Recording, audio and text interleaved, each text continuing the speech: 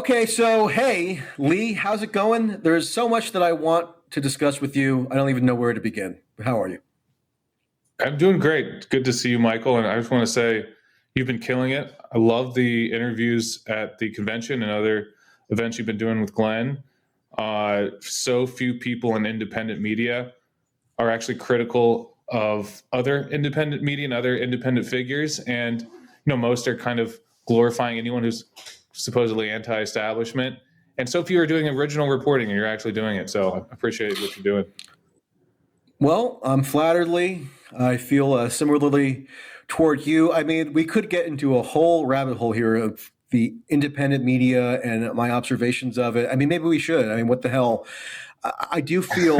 Well, yeah, let's I talk mean, about something that's. RFK first because Yes, go I ahead. listened to you to the second half of your, or I think like a third maybe of your soliloquy, your monologue on RFK, and I think it's interesting. I think you raise a lot of important points.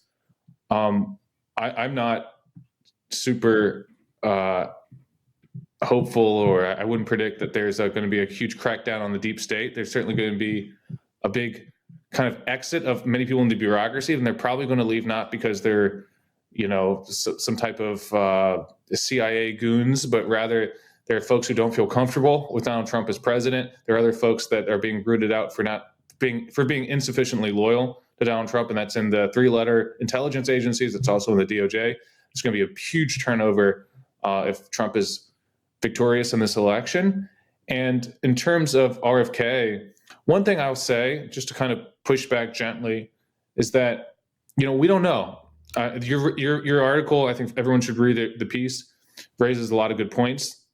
For all these kind of independent party lines that he kind of got onto and promised to fight the duopoly, fight the two parties. I'm sure a lot of them feel hoodwinked. They're certainly not accomplishing that with a partnership with RFK. But I will say that if you watch the last few big speeches from RFK, watch some of these recent ads, he's talking about making America healthy again, talking about the toxic chemicals in our pesticides, some of the overuse of pharmaceuticals, the chemicals and toxic substances we add to our foods and our highly processed foods. Now, one could say that Trump as president was very bad on these issues. It was horrible. But one other perspective is that he's very ideologically flexible.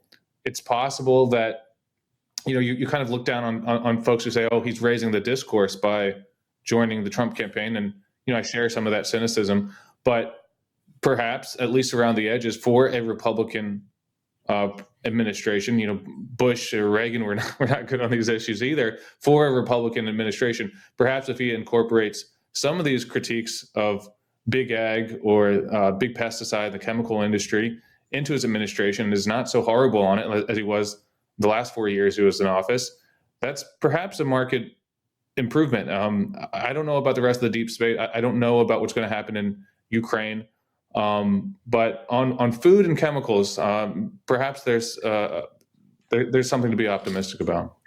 But Lee, if RFK Jr.'s candidacy was primarily based on his desire to remove toxins from the soil supply, I don't think anybody really would have objected to that overwhelmingly innocuous goal, right? I mean, the argument of the RFK Jr. campaign, so far as a coherent one can be discerned, is that he was taking on establishment interest, establishment dogma, in particular in the national security sphere. I mean, RFK Jr. said himself that his top issues are the Ukraine war and free speech, and that's what led him to forge this alliance with Trump. On the Ukraine war, he was running around flamboyantly denouncing Trump for being partially responsible for causing the Ukraine war and being unrepentant about it, because Trump still to this day has never stopped bragging about arming Ukraine, which he did,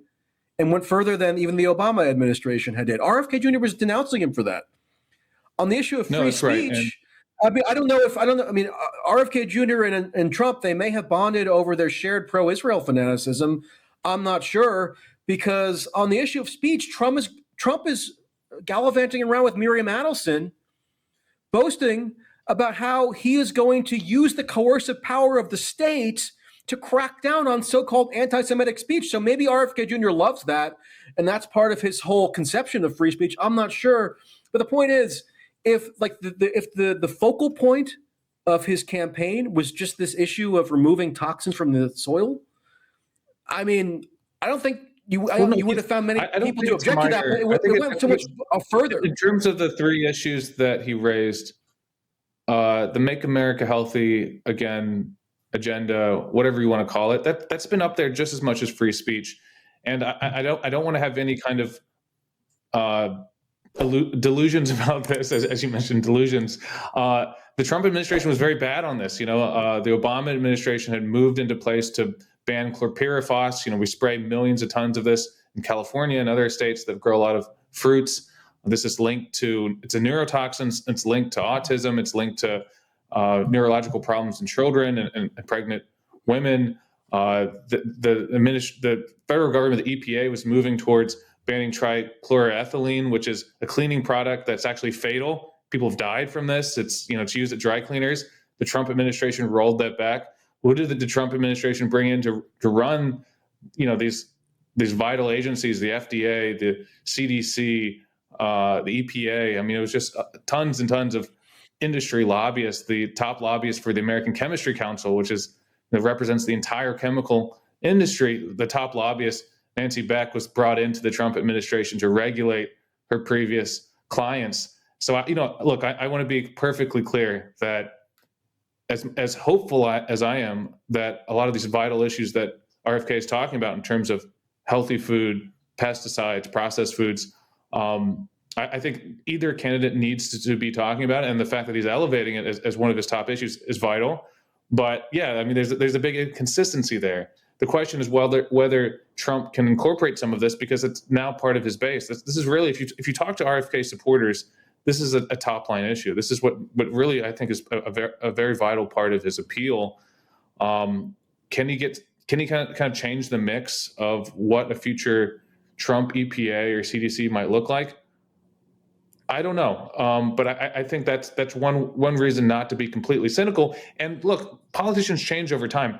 If you look at certain Bernie surrogates back in 2020, certain left-wing publications that you and I both read, they were claiming that Biden, given his history of cutting Social Security, or at least supporting cuts to Social Security, the fact that he was advised by people like Bruce Reed, this Clinton administration, Democratic establishment figure who's been behind many of the big plans to cut and winnow down entitlement programs, they were predicting that a Biden administration would mean big cuts to Social Security or Medicare. Well, that didn't happen because the political dynamics changed, right? There were claims that he would never pull out of Afghanistan given his kind of more military establishment friendly appointees. Well, Biden pulled out of Afghanistan. So look, I just want to keep a little bit of an open mind without being naive about the political realities here. Yeah, I guess I'm going to be stubbornly unhopeful because with such blatant deceit, it's hard for me to say, oh, I'm going to look for the silver linings of the egregious deceit. And let's just give you one example of this. We actually do have a graphic here. Pull up this RFK Jr. tweet from September 30th. This is number 230. I'm talking to the producers right now, just so maybe you can see it on the screen. This is him, RFK Jr., saying, don't you think you deserve a president who's going to make peace in the world? This is him talking about Trump, okay? And then let's go to Donald Trump, like 2 or 3 days later at an event in Fayetteville, North Carolina. We have the clip.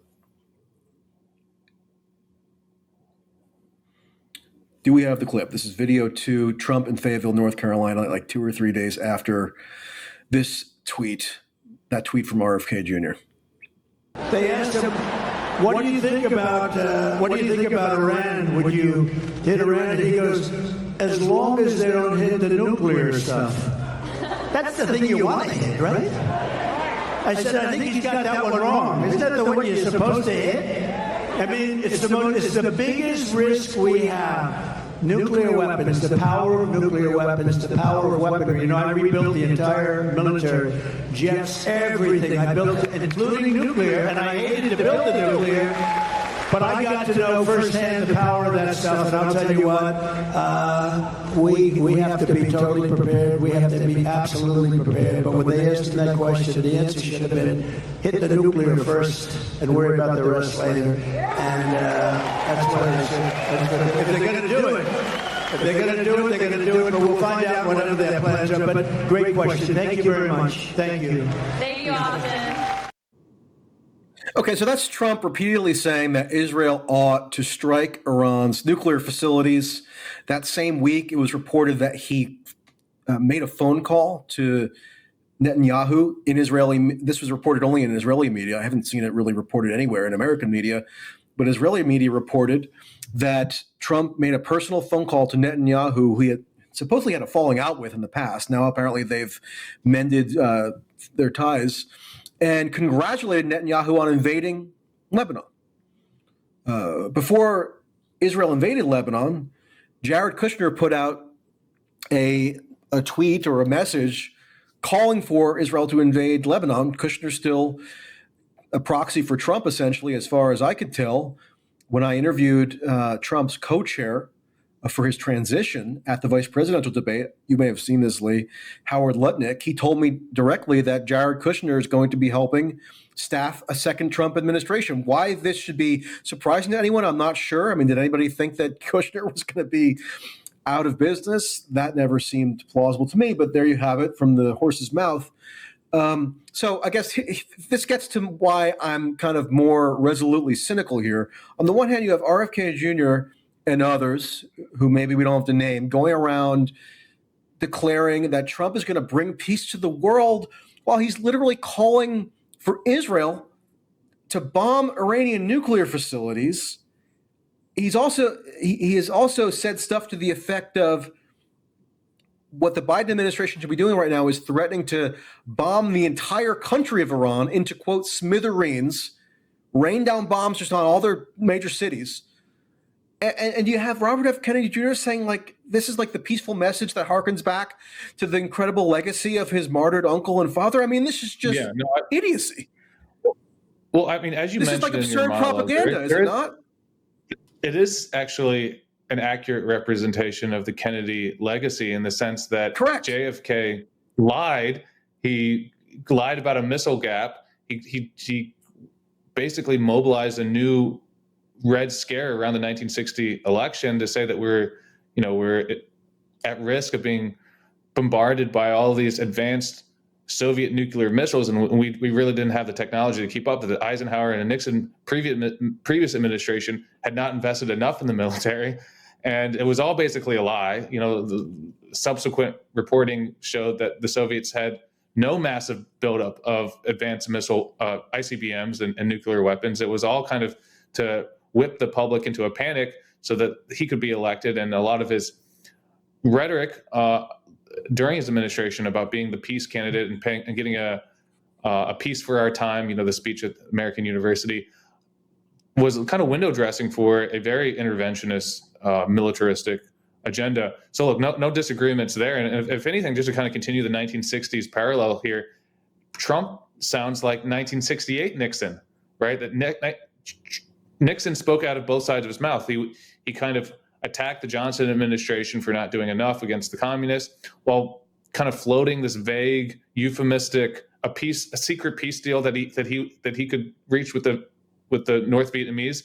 In fact, his surrogates were doing everything they could to kill a peace deal with Hanoi. He wanted to prolong the war. And then, of course, when he got into office, rather than a secret peace deal that he had promised on the campaign trail, he started a illegal bombing campaign of Cambodia.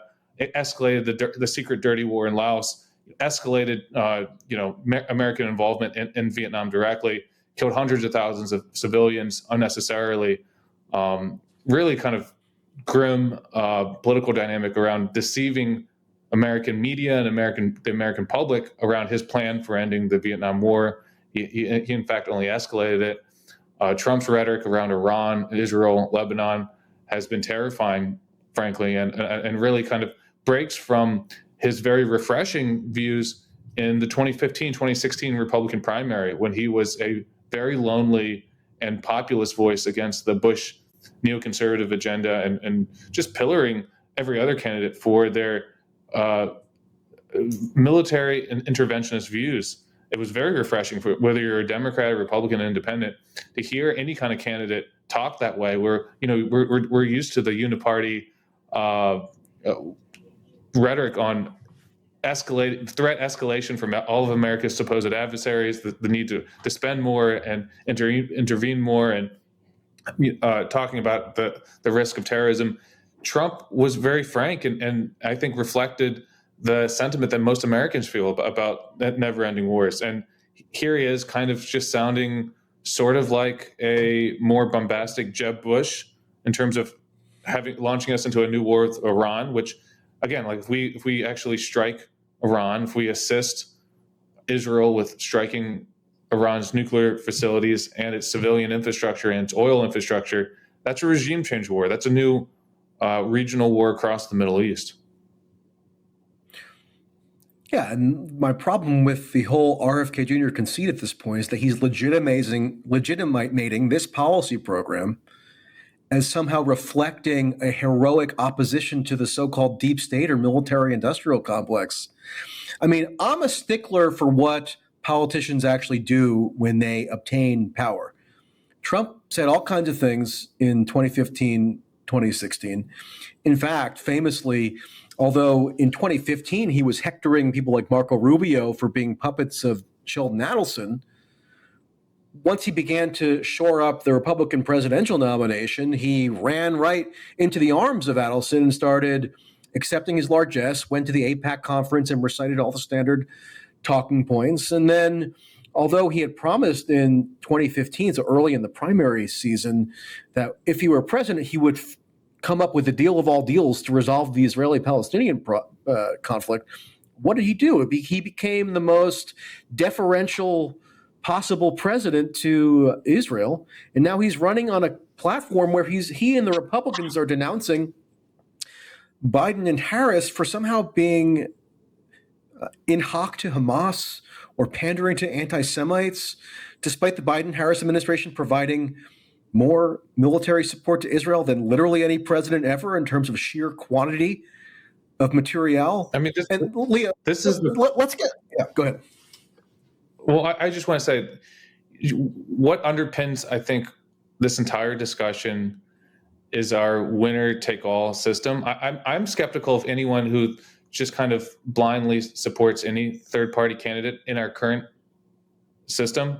There is a way that conforms with our Constitution to change the way we award the Electoral College and those votes in a way that actually might boost a third-party candidacy that actually opens up the map so candidates have to compete all over the country. You know, we could be, instead of doing this winner-take-all system where each state does it based on whoever gets a plurality of votes, we could have it by congressional district, we could have it by proportional voting.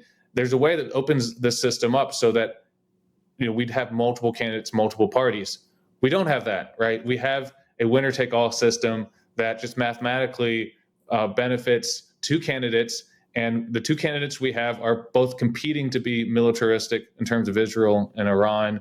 They're competing to kind of please the interests of whatever you want to call it, the deep state or the kind of military-industrial complex in terms of arming these countries and escalating the war. And for any third-party candidate operating in this system, in a winner-take-all system, they essentially benefit one of the two incumbent parties, right? Like this never really made sense. Third-party candidates, just as Ross Perot had an opportunity to really run as a singular figure, at the end of the day, his candidacy probably just boosted Bill Clinton because he drained votes from Bush. That's how it kind of shakes out in all of these. I think there's differing views. There's differing interpretations actually of Ross Perot's electoral effect. I mean, there are maybe certain regions of the country where he did disadvantage Bush, but others where he could have disadvantaged Clinton. Like, I mean, it's kind of a toss-up. But I take the point about the overall impact of third parties on the electoral system as it's currently constituted. It's not like you have a parliamentary system where like a third party can like officially join or like a minor party can officially join in terms of parliamentary power with one of the major parties, then you actually have official leverage rather than de facto leverage that people then are once hoping you RFK form might a exert. government, the coalition building is relatively transparent, right? Like if you want to form a coalition with the Greens, then you have to adopt one of their positions, or you have to adopt one of their ministers as a key position in your government, and the trade-off is very clear to the public. Here, it's left up to people like you and me to guess, really, and to get leaks and to get kind of hints about what is there actually a real trade-off, or we're all just being hoodwinked, right? It's not clear, and in our system, there's less transparency. It's all horse trading, but none of that horse trading really makes sense. Yeah. So your point about there potentially being parallels to 1968 is really interesting. I hadn't given that one much thought, but I should mull it over. I was more thinking about 1960, especially since we're being told that JFK is somehow analogous to Trump. I guess maybe because they've both been shot at. That's the basis of the parallel that people want to cling to, which fair enough, I guess that happens to be true, although Reagan was shot as well. I mean, doesn't matter. But the 1968 point is interesting. And Thanks for watching this clip from System Update, our live show that airs every Monday through Friday at 7 p.m. Eastern, exclusively on Rumble. You can catch the full nightly shows live or view the backlog of episodes for free on our Rumble page. You can also find full episodes the morning after they air across all major podcasting platforms, including Spotify and Apple. All the information you need is linked below. We hope to see you there.